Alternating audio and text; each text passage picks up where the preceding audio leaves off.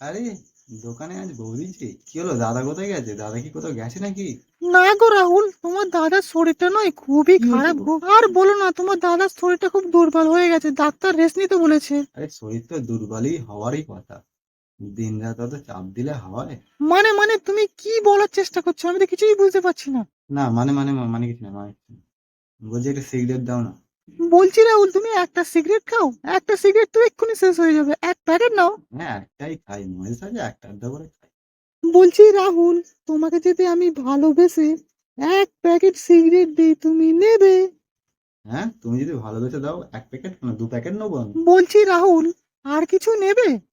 Biscuit, চা, বিমল, শান্তি, আর কিছু না না, লাগবে? আর কিছু লাগবে না। আরে লাগবে না বললে হয়, লাগবে লাগবে। দুটো বিমল দিই, হ্যাঁ? না না, বিমল লাগবে না, লাগবে না। আরে নাও না, ওরম করছো কেন? আরে না না, লাগবে না। এই তো নয়, তুমি আমাকে রাগ ধরাচ্ছ, তোমাকে ভালোবেসে আমি দিচ্ছি, তুমি নেবে না? আরে রাগ করছে কেন? দাও দিয়েই দাও, কি আর করবো বল। আমি জানতাম তুমি আমার ভালোবাসার মান রাখবে। কত হলো?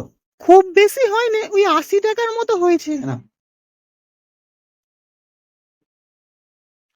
এ নাও রাহুল, পয়সাটা নাও। আছি, হ্যাঁ।